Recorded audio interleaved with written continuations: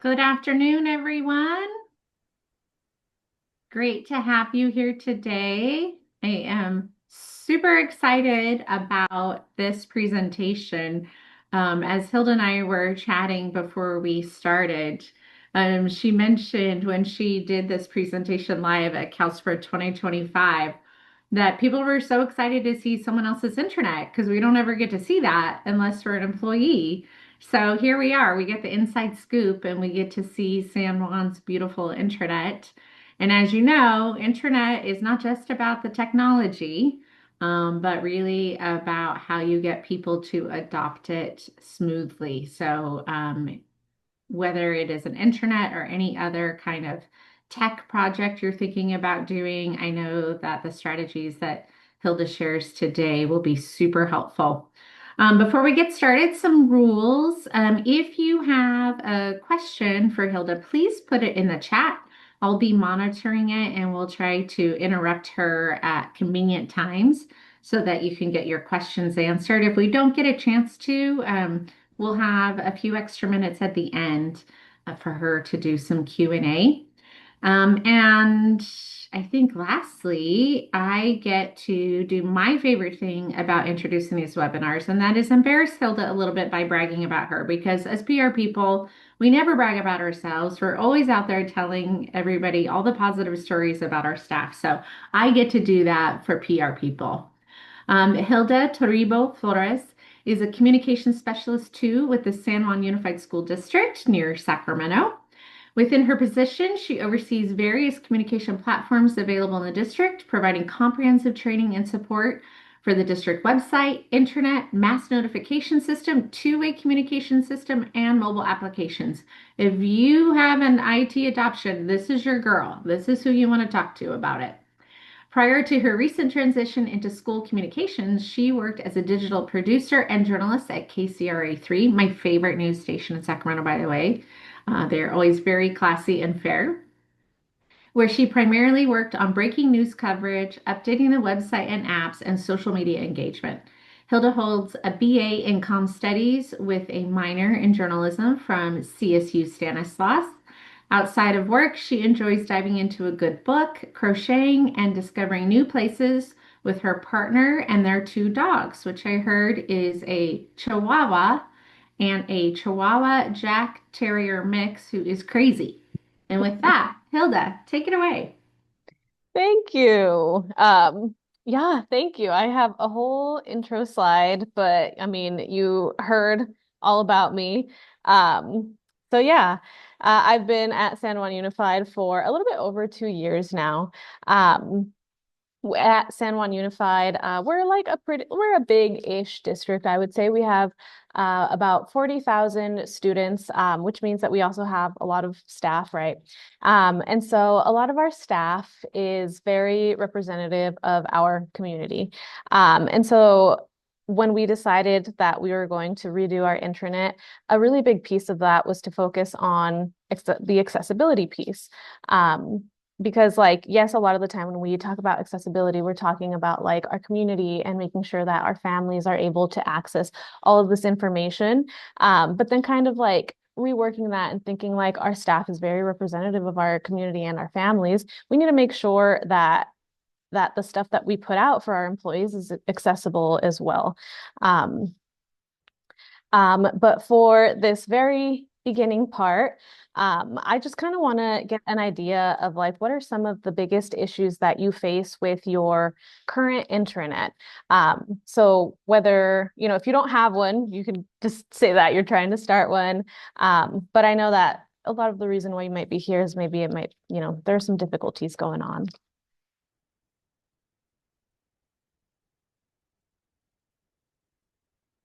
You just put that in the chat. I see an outdated and lack of ownership. That was huge. That's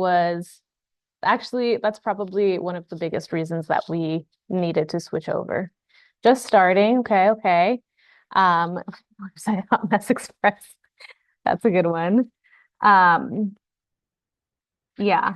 I feel like it's tough. It's so tough when you're just starting because when you're starting from the ground up, trying to get that buy-in from all of your departments to get in it can be tough to rope everyone in, but hopefully I have some tips. Um, yeah, no one remembers to update it.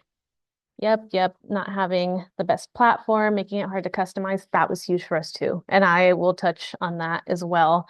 Um, let me see. Okay, so let's go ahead and start off with identifying the problem. So way back when in the year 2022, we had a communication staff survey where we found that a majority, so 39% of employees rarely visited the internet. And then we also found that 19%, like almost a fifth of all of our employees, reported that they had never even accessed it at all. So we were like, oh, like that's a problem, right? And key findings within that. So we did have sort of like a comment section within that survey. Key findings found that a lot of the low usage was due to outdated news items. There were broken links everywhere, and employees were like distrustful of things that were obviously never updated. Like they would go to find some information, but then they would see other info there that was from 4 years before. Um, and so these are just some of the comments that I pulled from that survey of just like, there were a lot of comments that were similar to this. And so I just kind of wanted to pull ones that I saw over and over again of just how hard it was to find forms and documents, finding it difficult to navigate. Like that was a huge issue with our old intranet, is that it felt like things were just kind of like just thrown onto the page with no regard to how people were going to find it. And then even on the back end, like the back end was hard to use. So like as you can imagine, as a visitor, it was tough to use. On the back end, it was tough to update. Um, okay, this is what our old internet looked like. We don't have access to it anymore. It's long gone, thankfully. But I was able to take a screenshot. This was like a random, just by chance that I was able to get a screenshot at the time. But basically, this is what it looked like. The department directory, for some reason, it would only hold like 16 departments at a time. So if you wanted to search for a department that wasn't on that department list, you'd have to use the search bar. But then the search bar would only work probably like half the time. You'd have to hit enter a bunch of times before something would actually come up. It was crazy. It was all over the place. So how did this happen, right? This was before my time. So these are all stories that have been passed down. But basically, from my understanding, is that it was our tech services team that really liked SharePoint, which is what this was on. And so we had a guy who was a big SharePoint man. He ended up building it. It was built, and then they were like, "Comms, here you go." Obviously, not ideal. If you're going to be taking over an internet, any sort of website, make sure that you have a say into what platform you're going to be using, right? Um, so comms got it. That guy left. That guy left. Nobody else knew what to do. It slowly started to crumble. That was when the link started to break. That was when the search bar didn't work. The news post section stopped updating. It really just it fell apart. And so we were like, okay, this is enough. We've had enough. Um, so those are all the things that we did not like. But there are some things within our survey that we found that people still were like, they still wanted an intranet, right? So within the survey, we saw a lot of comments that basically said that they did like, at least in theory, right, having this centralized site where they could have things like they wanted an intranet. They saw a use for it. It was important, to be able to have forms and documents all in one place, especially employee forms and documents, things that maybe, the community shouldn't be having access to, or they just don't need, like, we don't need it to be cluttering up the external sites. And then another thing that is like, it's a smaller thing, but it was asked for a lot, was just like being able to have a department directory that had all of the internal extensions. It just, it's funny because it seems like such a small thing, but that was like one of like the top things that was like, what would you want in an intranet, right? And so they wanted to make sure that if they were logged in, that they would be able to have all the internal numbers. Also, another quick note, just because this came up in my previous presentations, our intranet is not necessarily just for like confidential documents or information, like it can be, right? But the way that we sort of saw it was that it was a place to put all of our employee information, so that it wouldn't clutter up our external website. Okay, so in planning the transition. So first things first, you're going to go ahead and you're going to decide what platform is going to house your intranet. So for me, or for us, as I mentioned before, our previous intranet was on SharePoint. And so a little bit of history on San Juan Unified, a little bit of San Juan Unified lore. In the summer of 2023, we did do a complete website redesign with Final Site. So for us, it did make sense to move our intranet to Final Site just because we were already moving everything over. So summer of 2023, we moved our district website and all of our schools to Final Site. And then summer of 2024 was our goal for moving over the intranet. So we did sort of stagger it a little bit. And part of the reason for that, the interface, it would be familiar, right? It would be the same for the visitors. But for webmasters, everything would also be housed in the same place, which is super beneficial to just have or not have to have a bunch of different websites that you're going to update different things. As long as they have permissions for, you know, one thing, they're able to have permissions for their intranet as well. Okay, and then you're going to create your timeline. So this was actually when I was hired, it was January 2024. So this was like the first thing that I did. And the biggest piece of advice that I can give is to make sure that you give yourself like plenty of time. Give yourself enough time and like be gentle with yourself. Like the whole website redesigns, they take time. And so when I talked it out with my boss, we agreed that a 6-month timeline would be good, and let's decide what we're going to do each month and slowly just kind of pick at it. So January, I'm emailing departments. I'm setting up meetings for February, March. I'm kind of pushing it away a little bit, just kind of making sure that things are staggered.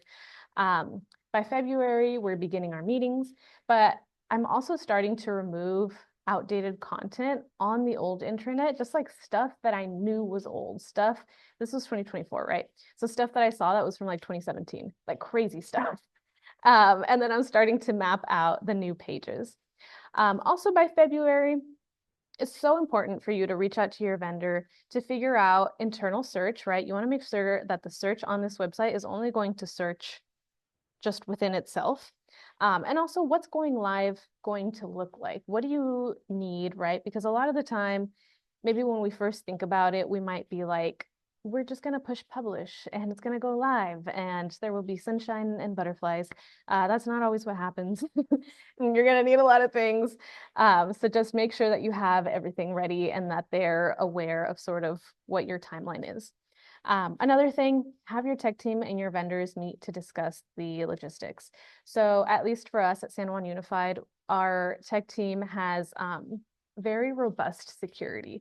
And so I needed to make sure that when we published our new website, that our security things would not block it. And it did actually for a second. It took like an hour to actually come in and fix everything. So make sure that your tech team and vendors are talking and discussing and have everything that they need.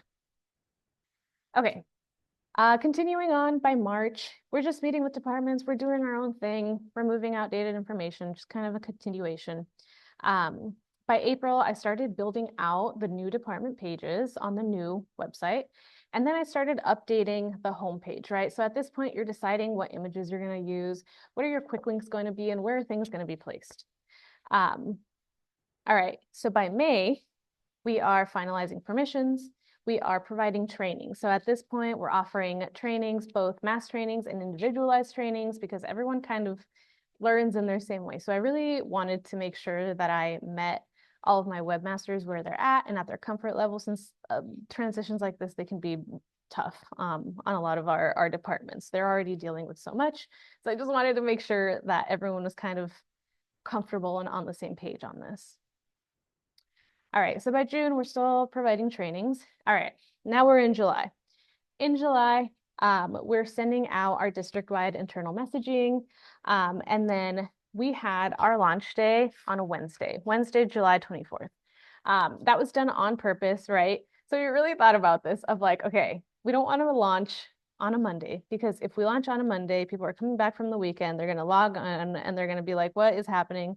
What's going on? I hate this. I'm confused. And then we were like, we don't want to do it on Friday because what if something goes wrong? And then I have to think about it all weekend before we come back. So Wednesday for us was kind of just like the sweet spot, middle of the week. We can finish sending our last messaging that Monday and Tuesday, and then launch by Wednesday. Okay. Um, our next portion, ensuring accessibility. So as I mentioned before, accessibility for us is huge, huge, huge. Um, so we want to make sure that we are following accessibility guidelines, even for something internal, because it makes sure that all of our staff have equal access to all of our resources and tools. And just like overall accessible platforms, they reduce frustration, they improve efficiency. It's easier for employees to get all of their information. And so like a simple thing that I sort of bring up with a lot of our webmasters as well, even for internal, is like, and I bring this up for external as well, is sort of the language thing, right? Making sure, because a lot of our families are non-English speaking, and so we need to make sure that our content is accessible, because if they need to change the language or play around with it a little bit, they're able to get that information. And the same goes for employees. Like all of our employees, like, yeah, they speak English, but they might have a language that they're more comfortable in. And so I really just want to make sure that we are sort of just meeting them where they're at, right? Getting that information out as easily as possible. Um, Hey, and then, Hilda, I know yes, you're yes, talking about accessibility from general staff members, but we had a yeah, question in there about the staff webmasters. Are you going to cover that later, or is this a good time? no, this is a good time. So the question is, did you limit the amount of intranet webmasters compared to the number you might have allowed for specific sites or public-facing department pages? Interesting, good question. So for the most part, and this sort of like came up throughout the process, because when we brought this up to our departments and we were like, hey, we're moving our intranet over. Tell us who your webmasters are. Who are we going to be working with? Who's going to be my point person for you guys? For the most part, they were really good about like giving me like 2 to 3 people. But then there was one department that was like, we want everybody. We want everybody in our 20-person department to have access to the intranet. And at that point, my team did talk and we were like, let's not do that. Let's have it be like kind of what it has been naturally with the other departments and have it be like 2 to 3, I would say like max 5 per department. Um, just because it's easier to maintain, right? You're making sure that like if there's like a lot of updates, they're not kind of like all stepping on each other's toes. And explaining it that way, right? Making sure that there's not too many people, too many hands in there. So that would be my recommendation is like start off with 2 to 3. And if they're like a huge department and they push back, maybe a max 5. And that ended up working for us. Does that answer your question? Okay. Good question though. Like, great. Okay. So aligning internal and external sites using district-wide best practices. So when I train my webmasters, they're always trained to know that they are using the same accessibility standards internally as well as for their public facing websites.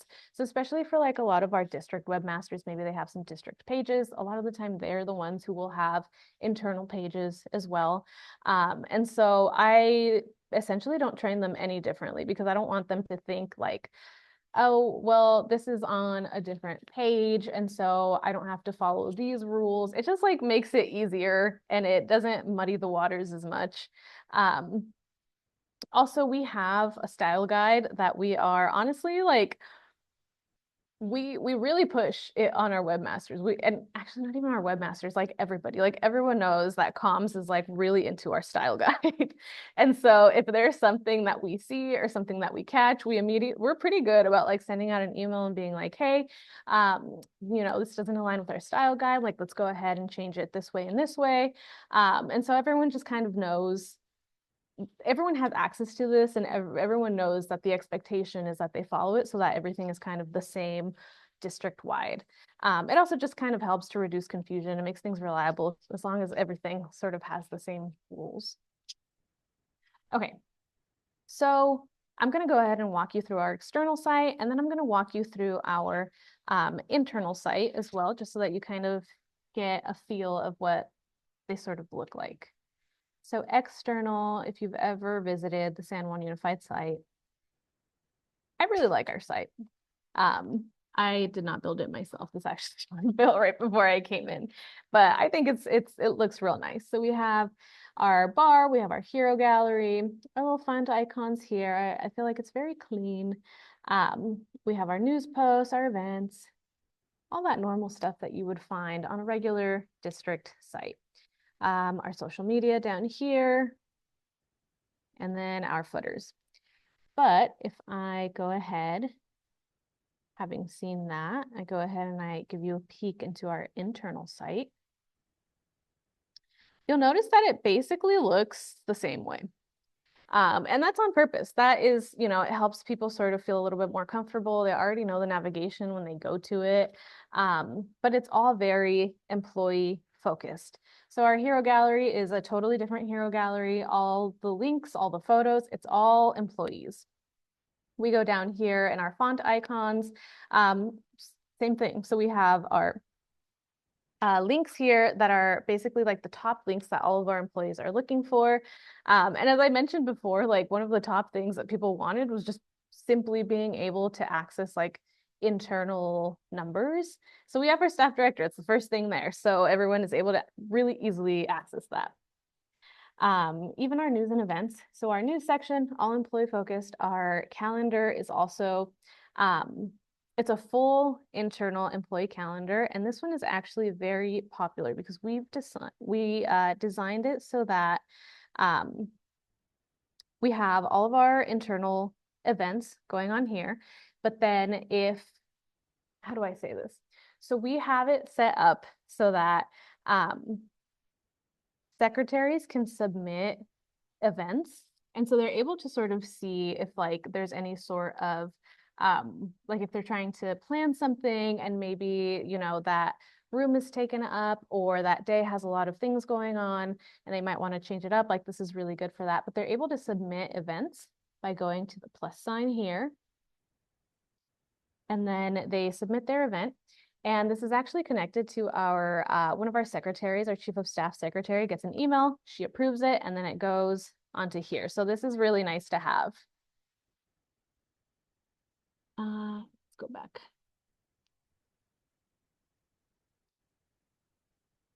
And then we have some more employee items, work year calendars. I mean, these are all things that like with our previous surveys, we found like this is what people wanted. So we wanted to make sure like the benefits, it was also available up ahead, like on top, but we wanted to make sure that if that was something that they were looking for, they'd be able to find it in several spots because I know myself and I know a lot of my peers. And when we first log onto a page, the first thing I do is go like this. I I don't know. That's just how my brain works. And so it's really helpful to have it in like different locations that are really easy to find. And then we also have this San Juan Unified Family and Friends updates. So this, I don't have anything on here. I wish I had more to show you currently. But basically the idea of this is that we would get a lot of emails about maybe like memorials for teachers who worked for our district for 30 plus years. Or maybe there was a principal who was very proud of a student who was, or like their own child who was going to Harvard or something. And so they wanted to somehow be able to sort of update like people within the district of like their good news. And so why this was created. We call it the family and friends update. And when we add new stories here, it just kind of is like a slideshow of things that are going on. We haven't had anybody submit anything recently, but in what has been submitted, people do really like it. It's just kind of like a nice way to see like what our employees are up to and what our loved ones and loved ones of our employees are up to. And then even our social media is connected to our LinkedIn. So all very employee focused. The other thing that was really popular, not really popular, but like the other thing that was important to us to include was that if I go to, for example, hold on, I have to move some stuff. If I go to a department page, all of our department pages are sort of the same. So I'm going to go ahead and go to our communication. And that was done on purpose as well. We wanted to make sure that all of the department landing pages had the same information, and then all the subpages can be whatever the departments themselves want. But for the main landing page, we require that it have an About Us section. We require that it have a Contact Us section. And then we require any important forms and documents also within that landing page. And also here we had the idea, and this has been super helpful. We had the idea to do this contact for section. So we have the name, the title, the phone, but then also we have a lot of people who are like, who do I reach out to if media is at my school and they're trying to like talk to me? If you go to the intranet and you go to that department page, like you can really quickly see who you're supposed to reach out to. For whatever it is that is going on at your site or for your particular situation. So that has been actually like a really nice addition that I would definitely recommend. Hey, Um, Hilda, we got a question in about the security for the intranet. Is it password protected, the entire site? yes, so it is actually, and we had to work with our tech team for this, but it uses two-factor authentication. So as long as our users are logged into like their email, when they go to the intranet and they just type in their email, it lets them in automatically. But yeah, it is password protected. Awesome. And then another question on your family and friends updates, which I think is really cool. Do you share it only internally or do you sometimes grab it and share it with the public? That's a great question. So for our family and friends update, usually it's just internal. Sometimes we'll get like, a principal who's like really proud of their student doing this incredible thing. And then we'll be like, hey, like this is actually really good to go like for our external website, for our regular news section. And so we'll just kind of like decide upon ourselves, but most of the time it is just internal. Great questions. Okay. And then I will go back to this in a second. So that's just a quick walkthrough of our external and internal sites. Okay, so launching and sustaining success. So this is pre-launch. These are like tips and tricks that I sort of learned along the way. Pre-launch, early preparation. So make sure, I touched on this a little bit earlier, but make sure that you identify your department webmasters early, and that you provide them with sort of the phased training sessions. And so by that, I sort of mean like, there's a lot of departments, so there's going to be a lot of people, and not everybody is going to be able to attend every single training. So I just offered a bunch in different phases, and whoever was able to sign up within those phases, that was kind of how we were able to sort of get everybody on board. The other thing, focusing on both technical skills, but also best practices. So I feel like it can be really easy to just be like, here's how you update content. Here's how you do this and do that. But also remember to focus on your best practices, right? So you want to be able to touch on your accessibility. You want to be able to touch on your content organization. Like, hey, like maybe don't just put this giant block of text. Nobody's going to read that. Nobody's going to know how to get to that. So just kind of like teaching sort of the best way to sort of put things on a page as well. also offering hands-on training, right? So offering the mix of live workshops, I've offered recorded tutorials, I have step-by-step documents, I have it all because everyone learns at their own pace, everyone learns in a different way. And so again, like I just wanted to make sure that I was reaching everybody in a way that they were the most comfortable. Just to, we want to make sure that it's the smoothest it can be once we hit publish. So another thing that helped a lot was as soon as I did my training with my webmasters, I allowed them to edit their pages before launch so that they're not afraid of like breaking anything. Like they're able to get in, they're able to play around, add their own little things that they need to add. Um, and nothing's going to happen, right? Because there's no fear of anything accidentally being set live. So that was really, really helpful within our training sessions. Um, Also, continue to offer support always, right? So at San Juan Unified, we have a ticketing system, and we made sure that communication was in that so that if people have questions, right, they know exactly where to reach us. We also offer like regular trainings on our websites, just generally. And we also offer refresher trainings for anybody who might already have access, but they're like, I only touch it twice a year, and now I've been tasked with adding all this new information. So I have refresher trainings as well. Um, okay. This is also pre-launch. Our tips right before launch day.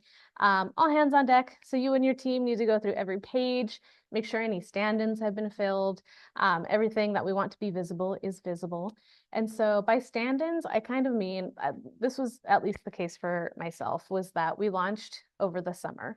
And so there were a lot of documents that were basically for the end of the previous school year. And so we needed whatever the new document for the new school year would be. And so we would have stand-ins for things and yeah, just making sure that none of that is still there.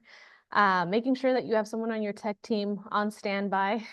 As I mentioned before, this was very, very helpful for me because at first I was like, I probably won't need it. Like, it'll be fine. I'll just have him on standby just in case. And then we hit launch, and then nobody could access anything, and we didn't know what was going on. And it turned out what I had mentioned before of our security being very robust, and they had to do whatever tech does to make sure that people were actually able to access this site because it was some security measures that were keeping people from accessing it. Clear your calendar for launch morning. So yeah, again, don't imagine that you're just going to hit launch and then be like, or you're going to hit publish and then everything will be amazing. Something's always going to come up. Maybe you forgot something. Maybe people are looking for something. Maybe people can't log in. Something's always going to come up. So just make sure that you've cleared your calendar and you're able to really just get on everything as it comes in. Yeah, constant communication with your webmasters as well. So sending off one last email to your webmaster list, making sure everyone has their necessary permissions, making sure that they've looked over their pages as well, and everything that they need to be there is there, and they are able to verify that. And then this is just like one last thing that we didn't even realize until launch day is like updating your redirects. So by that I mean like the friendly links that are that maybe that you know of that are being used a bunch. And so we have like, sanjuan.edu/ summer for summer programs or something, right? Like it would have gone to the previous intranet, and so now we want to make sure that it's going to the new one. Okay, and we launch, everything's good. We're a few weeks in. Something that you want to make sure, and is so important, and I know I've touched on it a lot, but just offering ongoing training and support, right? So making sure that you and your team's information is easy to find because questions are going to come up as more and more people use the platform. And it's might not be things that you necessarily anticipate, right? Because a lot of the time I was like, wow, that's a great question. Yes, I do know what this is or what's going on, but I would not have thought of it on my own. The other thing, consider creating a form for staff members who need help finding something. So this, and I'll actually just show you where it is. So if I go to my intranet again, it's in our footer and it actually does get used quite a lot. We have this link of can't find what you're looking for. And if I click on that, it's going to open to a form where people have their name, their email, and what they're looking for. And then that gets sent over to the communication ticketing system. And then that way we're able to kind of see what's going on. It's a good way also to help us keep tabs on like what information is missing. And so what happens is that we'll get that ticket. I'll go ahead and reach out to the department who is sort of associated with this. And I'll be like, hey, someone is looking for this information or someone is looking for this document, right? And so that way they're also sort of aware of like, oh yeah, like I need to add that on. It's just kind of like a good way also to like keep us accountable. Sometimes it'll be an easy one. Sometimes it'll be like, I can't find this field trip form, and I'll be like, girl, it's right here. But a lot of the time it does help us to sort of keep our departments accountable and making sure that they're updating their things as well, especially if people are asking for it. Okay, let's see. And then, of course, as communication professionals, we know this. Explain what's happening. So even after sending out your emails, sending out your newsletters, writing out your stories about the internet update, you feel like there is, you've done everything that you could possibly do. You're still bound to have missed some people, and that's just the nature of it. So what we did sort of with this in mind, is that when people logged on to the new intranet, there was a pop-up. And that pop-up welcomed users to the new page. It explained what this was, what's happening. Here's where you find some commonly searched for items. So like, don't be mad, please, if you log on and you're like, I can't find my time cards. They're right here, but here's some information of like where you can find them now. Um, and then also continue to always keep gathering feedback. So within that initial page pop, we had a feedback form where visitors were invited to offer suggestions, give compliments if they so wanted to, ask questions, or let us know that something was not working. This is actually super helpful for day one because there were some things that we missed, and it was very, very nice to have people tell us and have us fix it immediately. Staff members know that their feedback matters, so we were able to respond to them and be like, hey, thanks, this is fixed. Thank you so much. And then we did ask for a bunch of comments. So thankfully, they were pretty positive once we were able to gather all of that information. So we got a lot of like, it's easy to reference things now. It's so much more organized. And then a lot of people being like, this is obviously like way more updated and way easier to use than the previous intranet. So that made us feel real good. Our goal of making sure that everyone was able to access everything, was there. The last thing is increased department and staff engagement.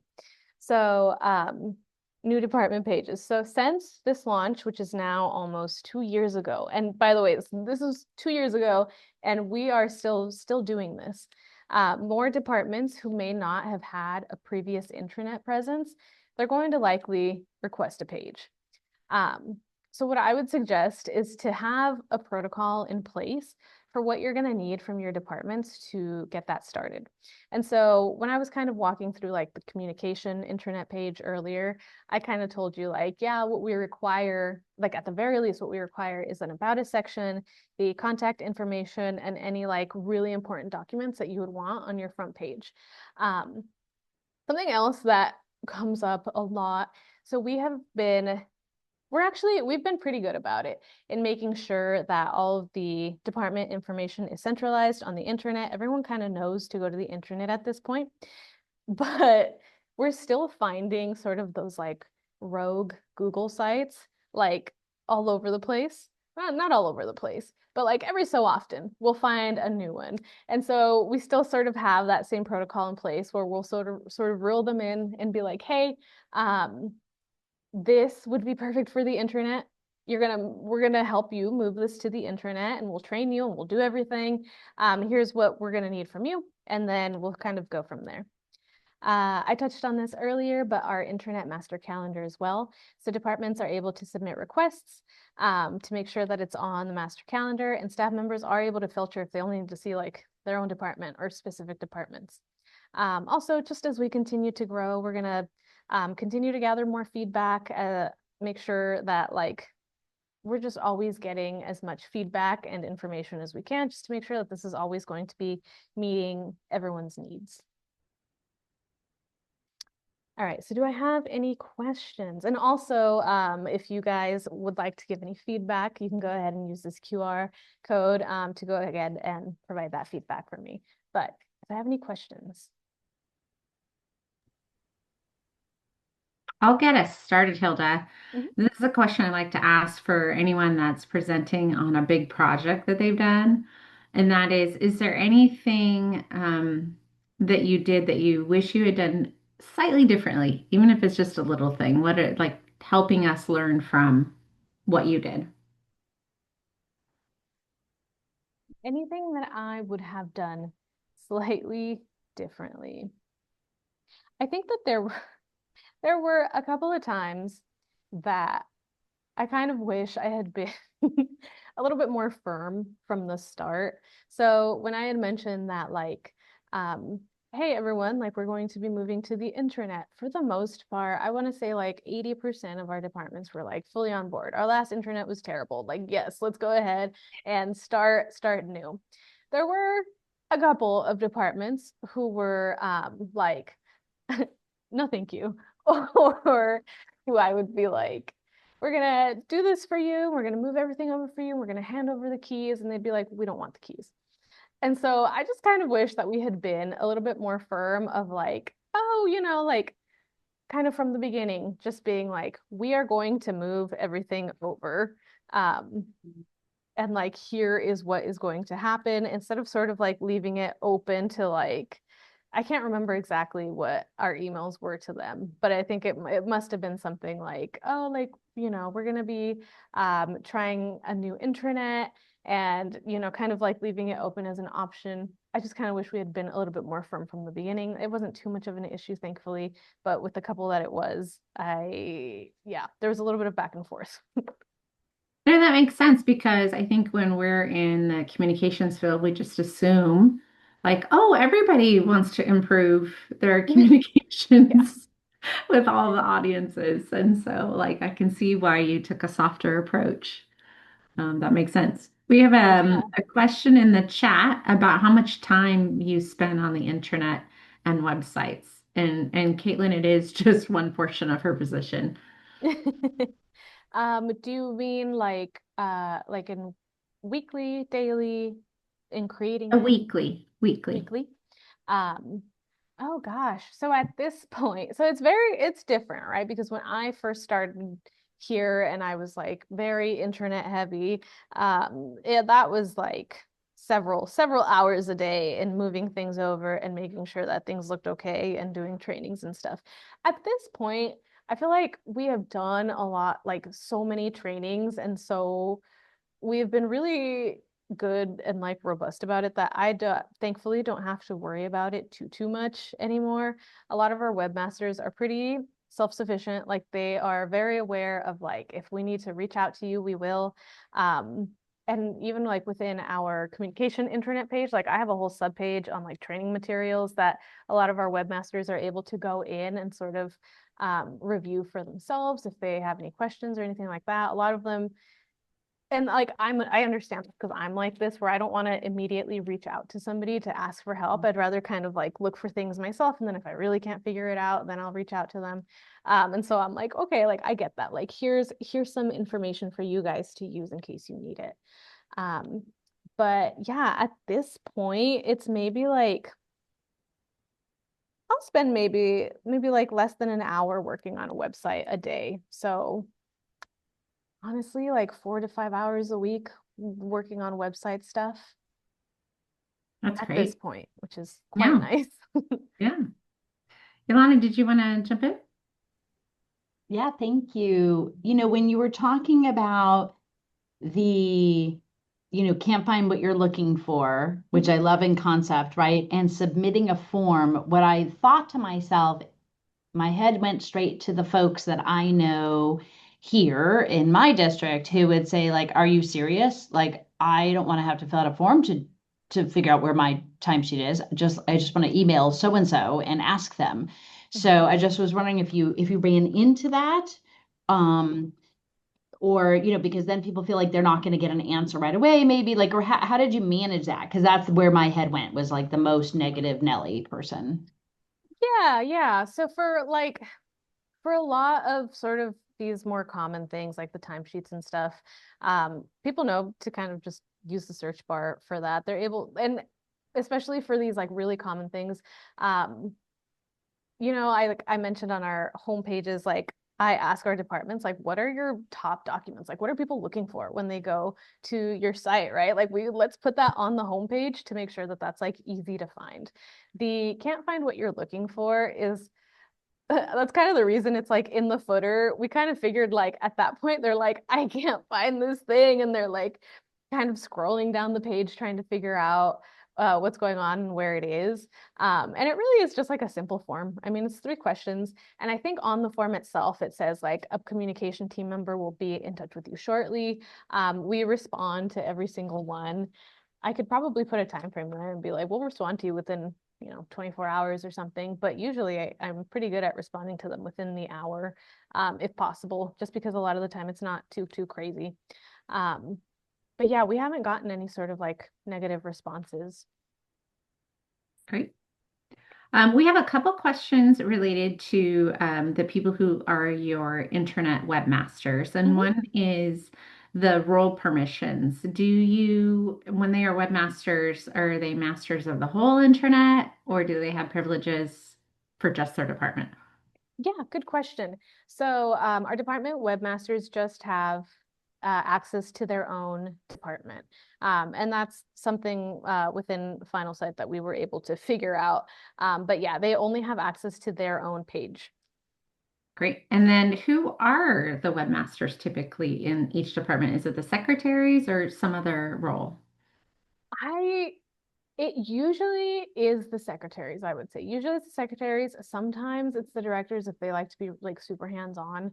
Um, and another thing that I noticed a lot, especially in like doing these meetings, is that they'll just kind of like ask somebody on their team, like whoever's sort of like the most tech savvy or whoever's like the most comfortable with working on websites or computers or something like that. And I try to stress, I'm like, it's really not too crazy. Like it's a pretty straightforward platform.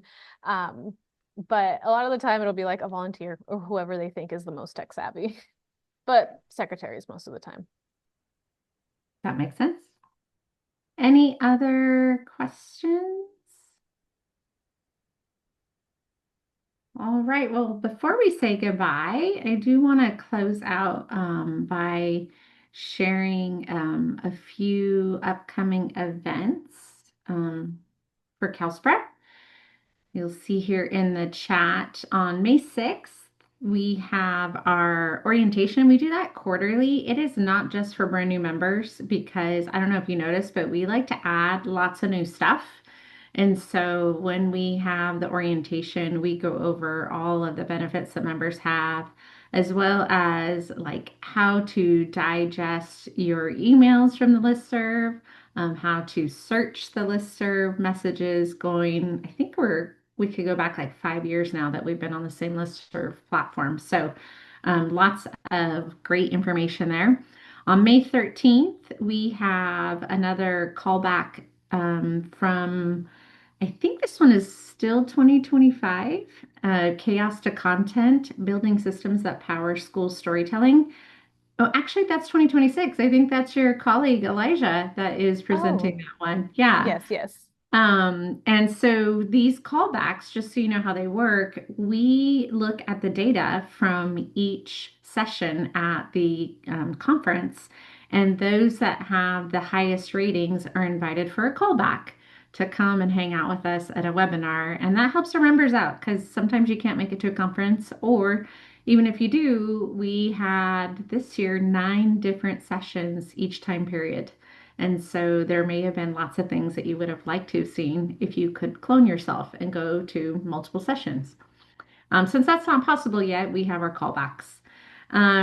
On through May 26th, because we start on May 27th, we have the communications plan course starting, and that is a 1 month. We meet once a week for 90 minutes, and you have homework. But by the time we're done in mid to late June, you will have a communications plan.